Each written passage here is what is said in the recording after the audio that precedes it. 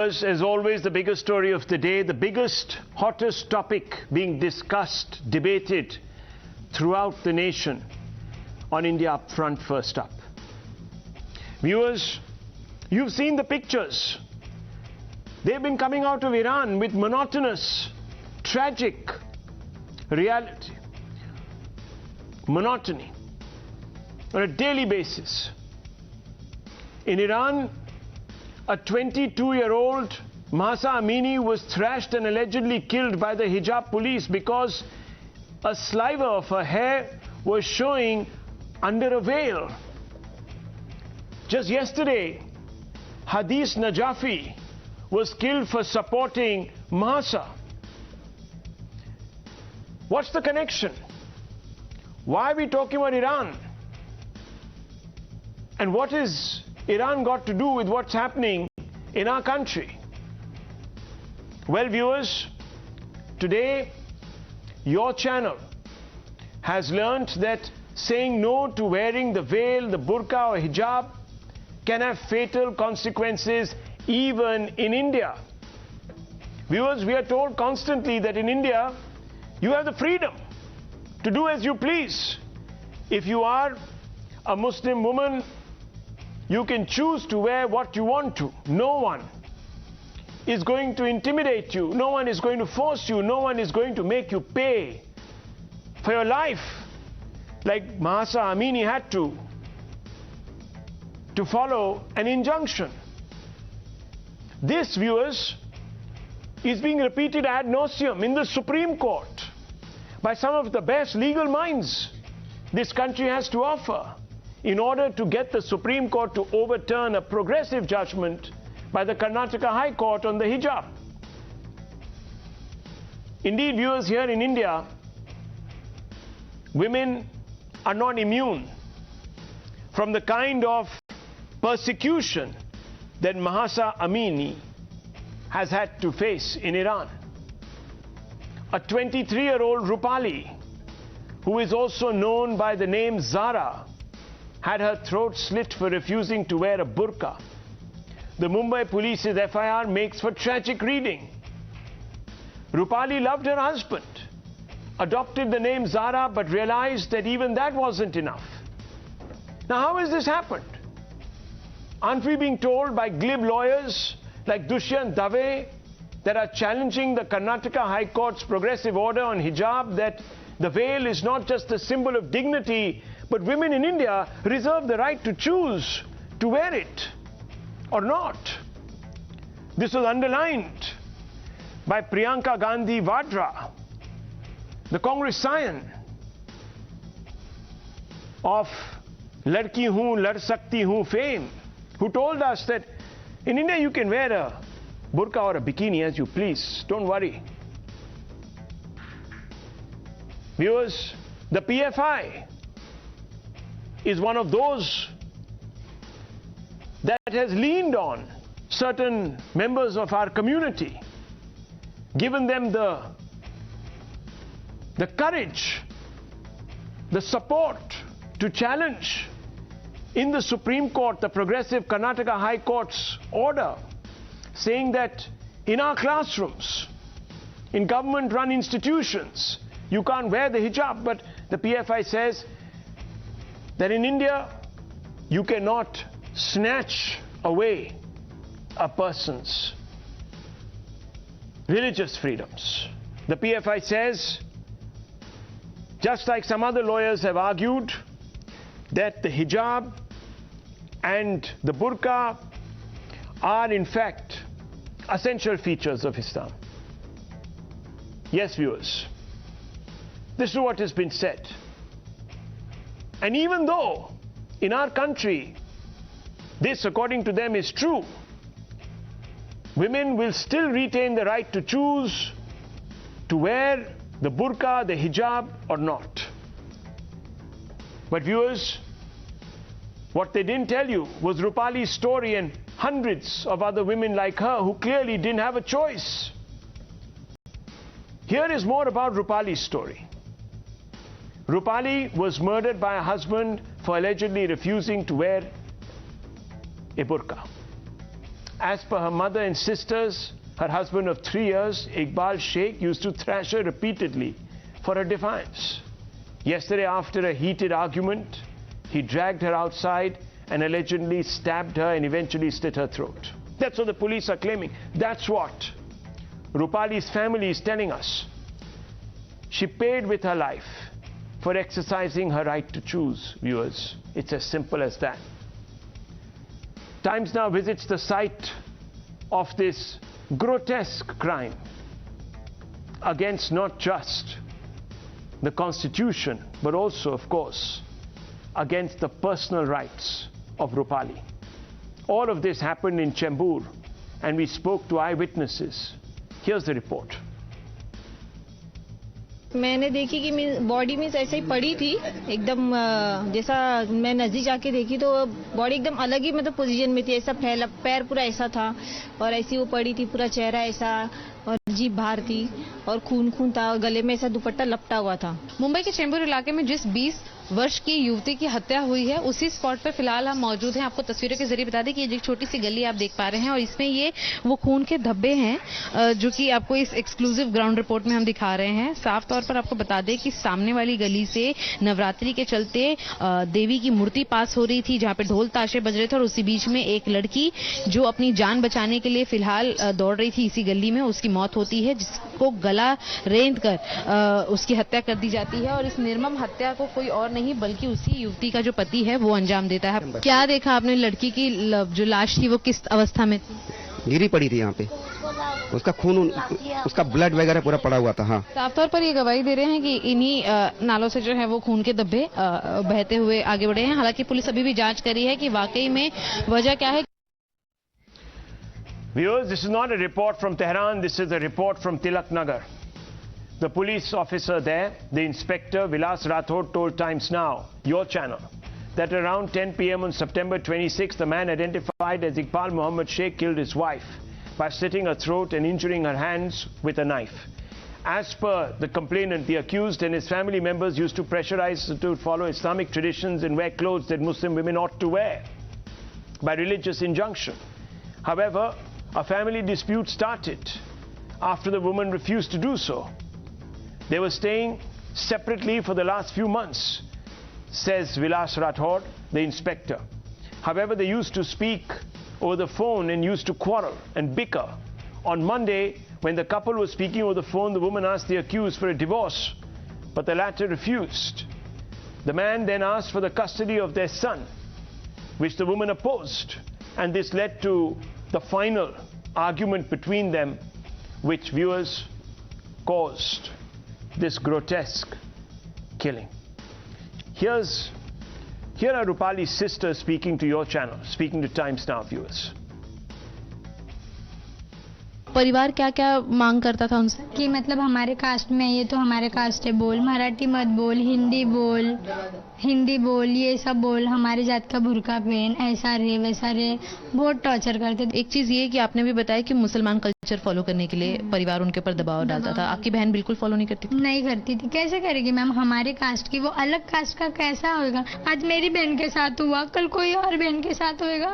बस आप सब मेरे बहन के लिए इंसाफ दो, ये बच्चे का मुंह देख के इसका इंसाफ करो। परिवार क्या कह रहा है? आपके माता पिता? मेरे माता पिता भी वही कह रहे हैं।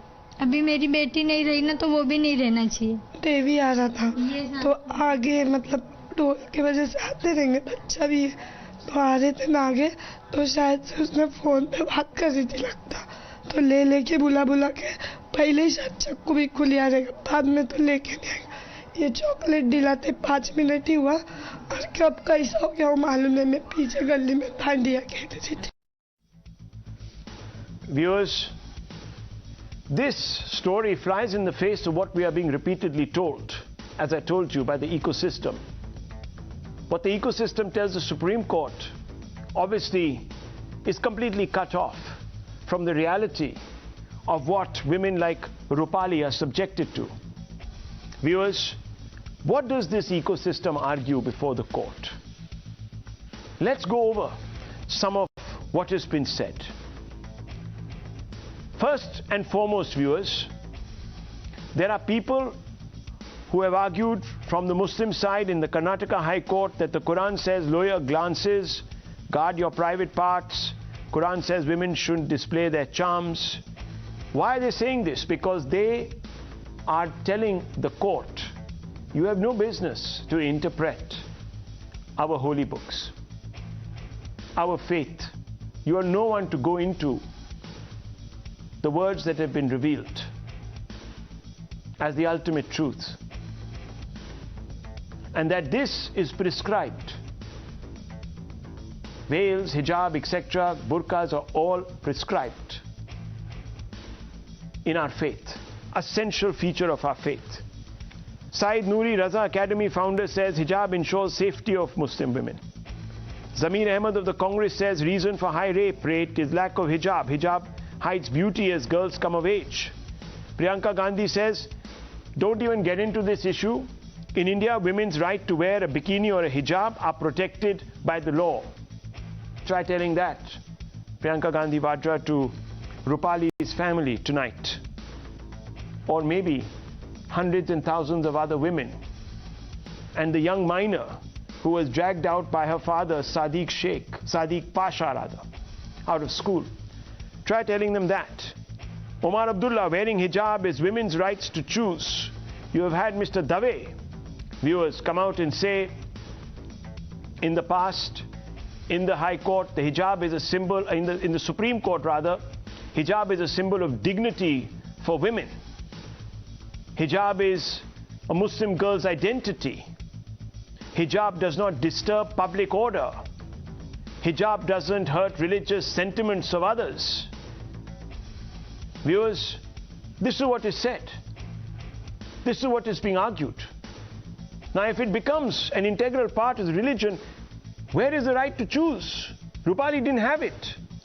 And I want to ask some fundamental questions tonight of all of those who have been sitting on times now in the past and have been waxing eloquence about the right to choose and how we should not draw parallels between what is happening in Iran and here. Even one life lost is too many, viewers. I'm sure Dr. Ranganathan and others would agree with me.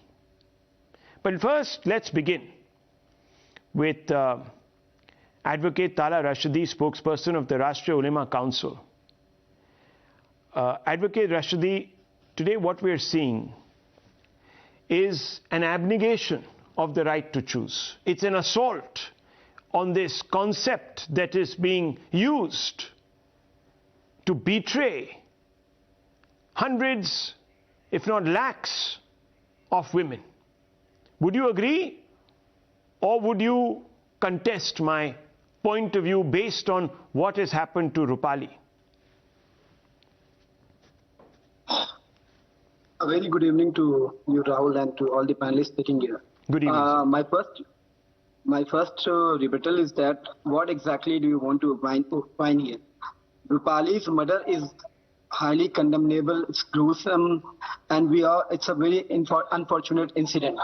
The culprit should be dealt accordingly as per the law and should be given the harshest of the punishment.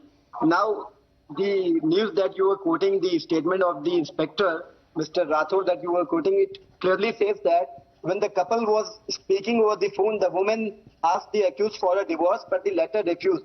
The man then asked for the custody of their son, which the woman opposed. This led to an argument between them and subsequently the murder. So where does the hijab angle comes in?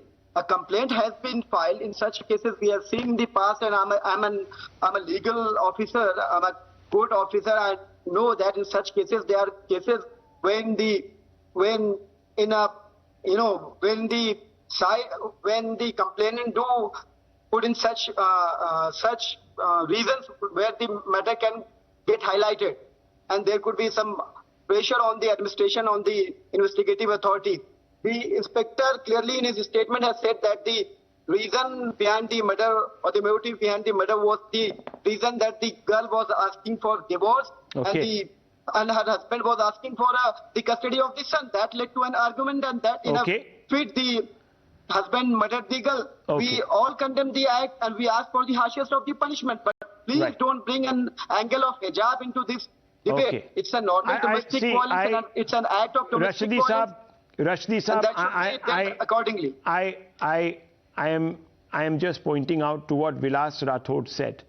You have quoted him halfway.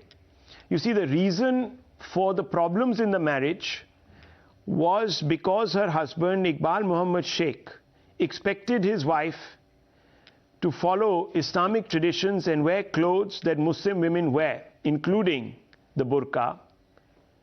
And that is what led to this estrangement. She had even changed her name after marriage. Her family says that there was continuous pressure on her to follow these traditions and wear clothes that Muslim women wear the burqa. You just heard her family. This led to irreconcilable differences. And finally, this lady said, I want a divorce. But what is sad is, forget about the right to choose about what she should wear. She didn't even have the right to choose to exit a toxic relationship. She even lost that right. Am I right or wrong, Amina Begum Ansari? What do you make of this? Now, please allow me to respond. 1 second, Rashidi Saab, we've heard you. Let's get other voices in also. I've understood what you're saying. You're saying, don't confuse issues. This was a divorce. That was a demand for a divorce, and that's why she was killed. Why are you bringing burqa? I've understood. I'm only quoting what. Let me add one more point. Yeah, Rashidi Saab, 1 minute, please. You made your point. Now let's open this up. Let's be fair to others, please. You made your point, sir. I gave you all the opportunity. You made your point, and you tossed back to me. Now let me. You asked me a question. You asked me. At least I should be given a chance to respond to your question. But sir, I gave you the chance. Now let Amina Begum. I'm only setting the facts out. You selectively quoted them, so I'm just putting it out before the viewer. I'm not making anything up. I promise Her you. husband was a Muslim before the marriage also. She knew that she was marrying a Muslim man and she will have to live as per his traditions. Yes, sir. Yes, sir. Now that is an assumption you're making. We don't know what went on between them. Okay, so that's an assumption. So it's easy to make these assumptions. Why jump to conclusion? That's exactly the point. No, sir, because her family didn't why say jump this. To conclusion? I only can believe the family, sir, and what the FIR is saying. So please. Let the investigation conclude. Yes, sir, I understand. I understand that would be your defense, and you're valid. You have valid reasons to have these defenses. I'm not denying you your defense. Please, let me bring in Amina Begum. Amina Begum, what we are seeing today, according to the family and according to the police, is a squabble over a demand that was being made of this young woman after she married. She changed her name. She tried as much to integrate. But when they said, look, you have to start speaking in Hindi, you have to wear the burqa, etc., she drew a line. She wanted to exercise her choice, which she supposedly has under the constitution. But that wasn't good enough. Her family is saying it, the police have said so. Amina Begum. Rahul, hello? Yes, am I audible? Yes, you are, very clearly. Please go ahead.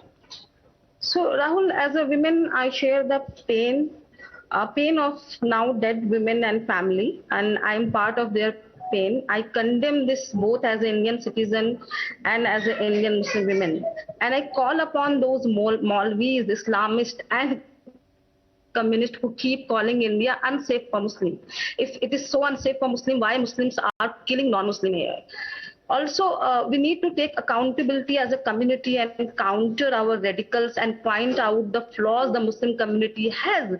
We do have a very serious problem of patriarchal mindset. How long we are going to deny as a community? We are doing disservice to not only our nation, we are doing disservice to our community as well.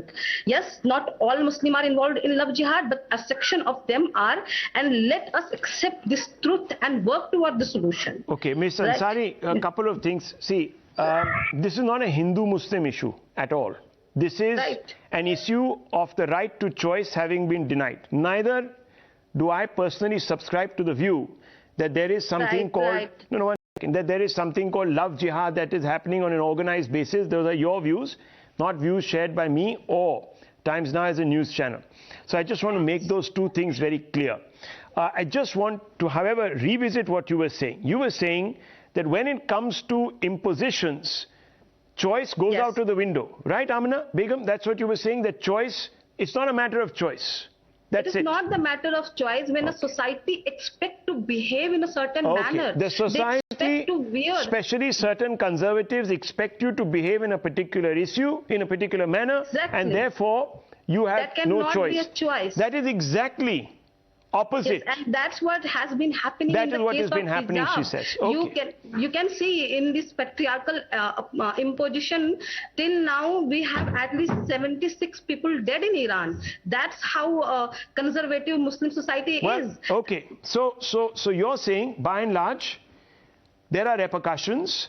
This business of saying that you have a choice, etc., is a bit of a hoax that has been spun before the Supreme Court to try and get the Supreme Court to revisit the Karnataka High Court hijab judgment. Dr. Ranganathan, what do you make of what is happening? This whole, I'm sorry, I hate to use this word ecosystem because they sound like, the Opus Dei or some sort of a sinister organization that is working behind closed doors to bring down, societal relations. But unfortunately, there is a method to this, isn't it? There is a certain method to this so-called activism. I don't know who they're trying to convince or who they're betraying at the end of the day. Good evening, Rahul. You're absolutely right. There is a method. The method is manifesting itself in virtue signaling and fear. And the fact of the matter is that the intricacies of the method are 1300 years old. There are no two ways about it. And you just heard one of the panelists actually kind of victim blaming, saying that the woman who was murdered horribly, horrific crime, knew that she is marrying a Muslim man and would have to adhere to the Islamic faith. Now, if I can ask that gentleman, why is that restricted to the Hindu woman?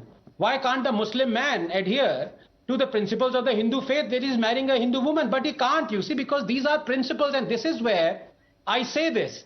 Time and again, we snare the fundamentalists, but we spare the fundamentals. There are two issues here, one of hijab and the other of coercion, where, if you allow me, Rahul, I beg your indulgence, I would disagree with you a little bit. But on one, and I've said this before, that while hijab or a burqa may be considered an oppressive symbol of misogyny and patriarchy, Islam and the Holy Quran is very clear on how a woman should dress. I've said this before, 24:31 and 33:59. So every true Muslim woman has to adhere to this dress code. True Muslim woman also. Punishment for apostasy in Islam is death. No. So once you convert, like the Hindu lady did to Zara, I'm afraid you cannot return to your original faith. Islam through Quran completely condemns it, and hadiths have this capital punishment for apostasy. Now for the second more pressing matter, Rahul, and if I may disagree with you a little bit, because love jihad is a reality. Impersonating someone else's religion for the purposes of entrapping a woman or coercing her to change her religion for the purposes of marriage or for living out peaceful married life are criminal offenses. For the leftists and the logically challenged, some of whom are in the studio right now, most often one and the same thing, the means do not justify the end, where the end is an interfaith marriage, which by itself is a wonderful thing. Now you can bunch these three offenses under any phrase, love jihad or grooming jihad, it doesn't matter. What matters is, do these offenses happen? The answer is yes, by the hundreds, with alarming regularity. Swati Goel Sharma of Swarajya magazine and befitting facts have been meticulously collating all these instances. Now the church in Kerala is worried. The High Court was worried. So now you cannot just say that the Hindus are, this is a khayali pulao of the Hindus when the church comes in Christian. And for all those chauthi fails who cry this number is not enough out of all the interfaith marriages to merit a debate, well, they raise hell for months. Every time cow smuggling vigilantism occurs, rightly so. But discount its statistical normalization through more than 250,000 cattle transport trips pan-India every year. So when it suits them, even one incident merits an outrage. And here it suits them to ignore the hell a Hindu or a Christian woman goes through. In any case, Rahul, the fact is, while you have the guts, do you have the guts to go against Mahatma Gandhi, who said, if I have the power to legislate, I would stop all proselytizing? Or do you have the guts to go against the holy book that says, do not marry polytheists unless they believe in Islam 2:21? Actually, don't, Rahul, because for the first, you will lose your secularism badge. but worse, for the second, you may lose your head. Well, Dr. Ranganathan, look, the fact is that there are laws, very secular laws, to tackle anyone who marries somebody by making a false promise. And those laws have been passed, whether we agree or disagree. They haven't been called love jihad laws. That might be a loose term that is used, etc., etc. I don't subscribe to that point of view. I don't believe that young Muslim men are thinking, brooding about how they must entrap, etc., etc. Now, I am not going down that rabbit hole for the purposes of this debate. I want to keep this not as a Hindu-Muslim issue. This is an essential women's rights issue, viewers. I must, because I'm not an Islamic state. I must have the right to wear whatever I want. And my fear is... yes, 1 second, Talha Rashadi Saab. Let me get in the other advocate, Hashmi Saab, as well as let me get in Sudhir Saab also. Sudhir Saab, let me ask you. You see, what is being argued?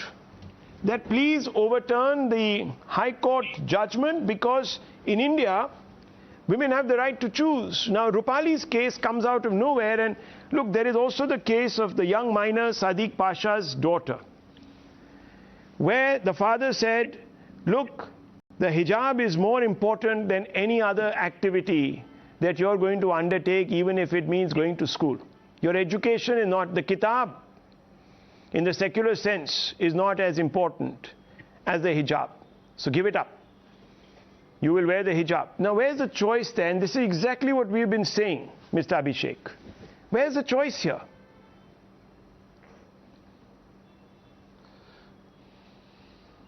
Yeah, well, Mr. Shivshankar, you see, the repression of women is a social evil right from the west to the east.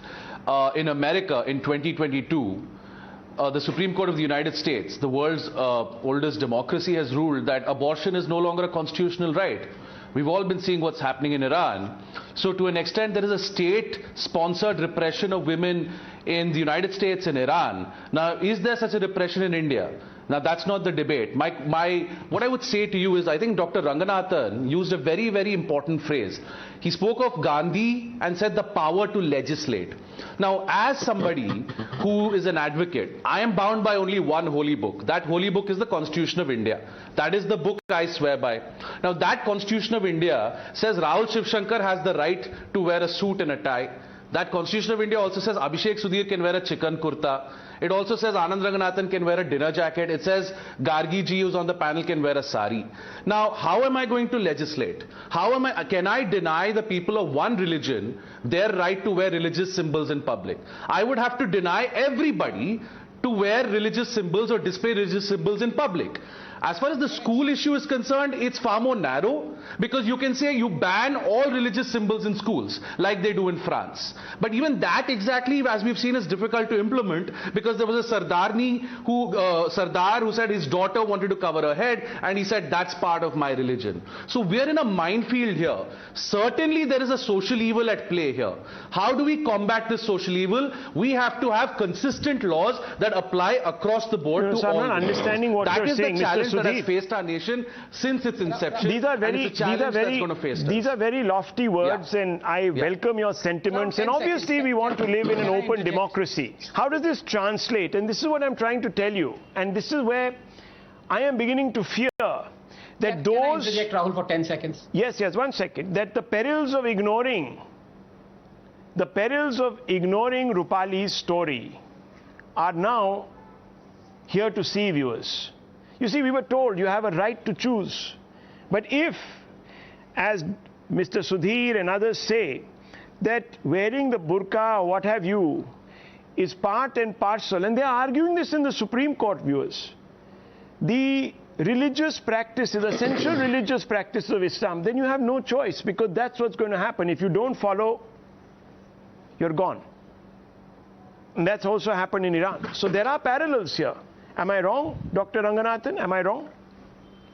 No, absolutely. And I think, Abhishek, I really applaud him for saying he's absolutely bang on. What he says is that there is disparity amongst various religions, and you can't stop one religion or one religious person from exhibiting his what he wants to do. And Abhishek, you're absolutely right. But again, if you may permit me, Abhishek, because we are just friends and we're having a wonderful debate here, I think you also said the first part of what you said out of fear, because you blamed the oppressiveness on the state.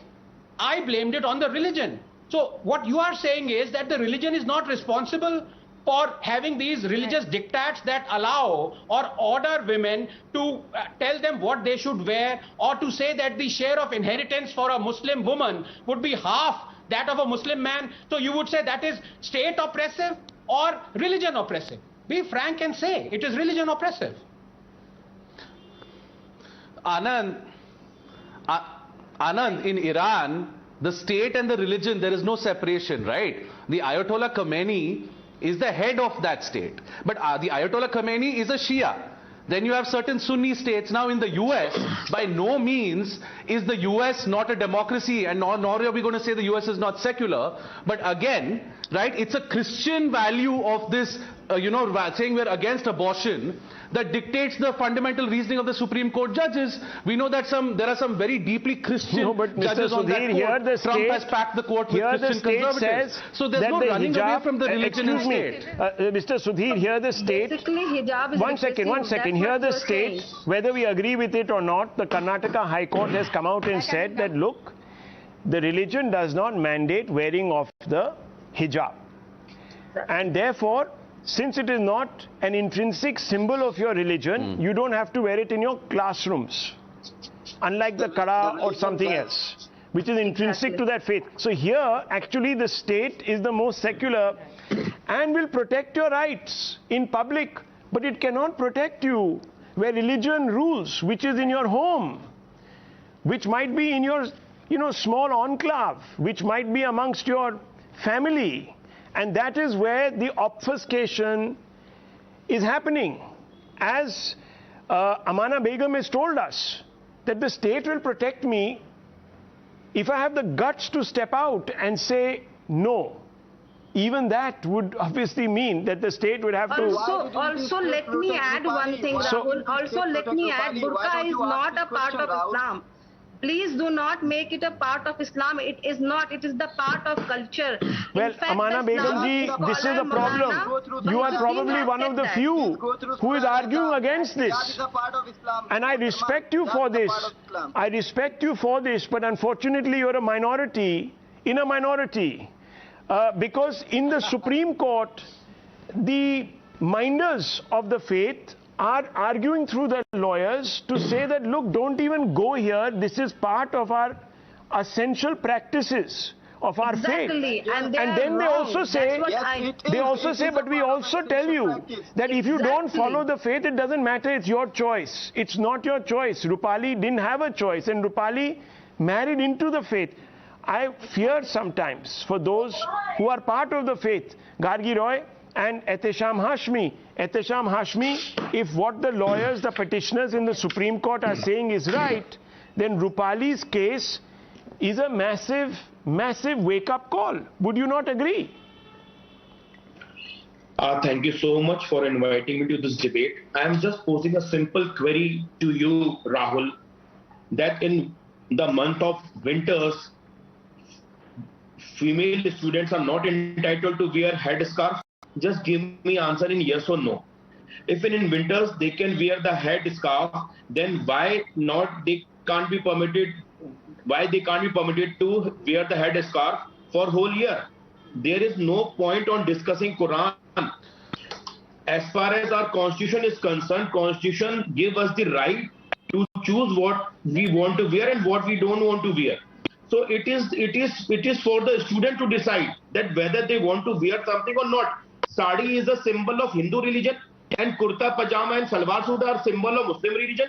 Are we trying to divide clothes on religious lines? Quick response. It's a matter, Rahul. Quick response. It's a matter of shame for us. Rahul, it's a matter of shame for Hashmi. Okay. I would term sari as Mr. a Hashmi. Hindu symbol, and I would term salwar suit as a Muslim symbol. So there is no choice. Mr. Hashmi, the choice is not nonsense. Can I please? So there is no choice. You can't step out. Hindu cloth or Muslim cloth. So that's right. That's what I'm saying. So Mr. Dave, now you are hearing this. Mr. Dave, Miss Priyanka Gandhi Vadra, and all the. I'm not representing Priyanka Gandhi. Mr. Hashmi, I'm sorry, you are wrong. In this channel as a lawyer, If your argument, and it's my view, can I and please, it's my responsibility Rahul, to told you the truth. Yeah, okay. Yes, you are telling us the truth. We accept the truth. That is why we are so scared. Can I please? The truth. Can I please, Rahul? Yes, one second. It's a symbol of Hindu religion. Okay. Doctor, go ahead. Doctor, go ahead. Yes, Rahul, as you now, Mr. Hashmi, 1 second. Mr. Hashmi, Tell me. Mr. Hashmi, please. 1 second. Thank you. We're having an absolutely wonderful debate, and you're contributing messages to it. Can I please come in? 1 second, Gargiji, I'm coming to you. 30 seconds. 30 seconds, please. Yes. Now, can you, this Sadak Chhap, Muslim issue. Okay, please. Let's 1 second. Let's get the other point of view in also. Matter of shame for all of us. Okay. Matter of shame. Okay, Dr. Ranganathan, matter of shame for you. Go ahead. Don't confuse this issue. Matter of shame for you. Okay. Rahul, I'm sorry. सुन तो लीजिए हाशमी साहब आपने बोल दिया. Let's listen. You have asked Mr. Ranganathan to step in. He's stepping in. Please fade him out like his fledgling career. My sister wears sari. Okay, sir. Let's listen to Dr. Ranganathan. Yeah, can I come? Why are such? I'm sorry. I shouldn't. I wouldn't have been. Dr. Ranganathan. No worries, Fader. If you're going to keep interrupting, you can't attack somebody and not let them defend their name. Please. Yes. Doctor, go ahead. Rahul, it's not for me to be rude. Just 2 points. Number one, as you know, I support the argument that it is the religious right, and anything that the Allah ordains is essential, and it is not for us to deem what is essential and what is not. So if Allah says that women should dress like this, true Muslim women should dress like that, period. That's my view. Number two, I understand you disagree. It's his view. That's not the truth. Yeah, I know. That has to be. No, 1 second. Now the Supreme Court will tell us that. It's between Allah and Banda. Amina Begam ji, the Supreme Court will tell us that, whether it is true or false. Tell us that. Why would the Supreme Court tell us that? Now, why? Tell me, Rashmi Saab, why? Why should it not tell us? 1 second, very important. Mr. Rashidi, what do you believe? I wanted to make a very important point because I was interrupted by Amina. Okay. So Mr. Rashidi is very right. As per my religious books. Okay. Mr. Rashidi is very right. Mr. Rashidi says, no, 1 second. The Constitution gives me the right to practice. Yes, exactly. I agree with you. And that is why viewers. And please, Ms. Gargi Roy. Ranganathan is not an Islamic expert. Okay. To comment on what the Allah says and what the Quran says. I agree with you there also. If that's what you believe. About Islam from Dr. Ranganathan, who is a friend of mine. Please settle down. Can I come in? Okay. He should know his limits and he should talk about his own religion. Okay, everyone lower there. Everyone, please, let's lower everyone's faders. Yes, Gargi Roy, now say what you want to say. Go ahead. Everybody. Yeah. Say. Boli. Yeah, somebody spoke about sari. Let me tell that person, Mr. Hashmi, that I wear a sari out of my own choice. Nobody is imposing it on me. And this burqa or hijab is a radical religious imposition on women. Women have no choice. Rupali had no choice. Or you may disagree, Rahul. Here it is a Rupali. In Udupi, in Karnataka, there was this girl called Shilpa who had to commit suicide because the man promised marriage and forced her to convert when she refused. Fair enough. So you're saying, Gargi Roy, okay, you're saying, man blackmailed her. You're saying very clearly, that this is an imposition. Mr. Okay, you're saying, I've got your point. I think it's an important point. This is an important Dr. Ranganathan, Talha Rashadi, Ehtesham, Hashmi are all on the same page on this. 1 second, 10 seconds. Yes. Rahul, 10 seconds. I want to say. Yes, go Rahul, ahead. 10 seconds. The other person said when the woman accepted a Muslim man as a husband, when Rupali accepted Muslim man as a husband, she should have followed. No, sir, we stay in a secular country. There is a 1954 Special Marriage Act. So as per the act, you can have interfaith marriages, and then also also But follow ma'am, your that own is in the religion. ideal So world. there is no hard Gargi and Roy, fast that is rule. in the So ideal those are world. left The ideal world is clearly not applying. Yeah, so And that that's is what my I'm worry. saying. Yeah, so Because, one so second now, Rahul, one there second, is a Gargi Roy, word one second. Let me just step in here. that is why You you see, are- viewers, you are also not here is the accepting problem. that there is Everyone no is such talking thing. about the ideal world. Everyone is talking about the ideal world. In the ideal world, of course, viewers, we're a secular country. And the state must defend your right to choose. Whether you want to wear a salwar kameez, whether you want to wear a sari or a burqa, or as Priyanka Gandhi Vadra says, a bikini to school. It doesn't matter. You should have the right. Unfortunately, it doesn't quite translate like this, because you have the Rashdis and the Hashmis who say that, look, at the end of the day, this is ordained.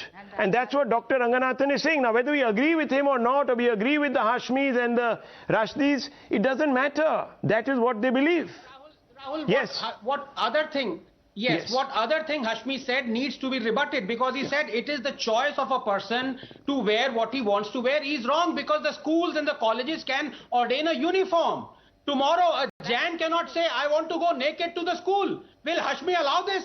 ये कौन सी argument है? ये lawyer कैसे बन गए? वो चलो अलग बात है. How he became a lawyer, etc., etc., a very different matter, and that is, completely.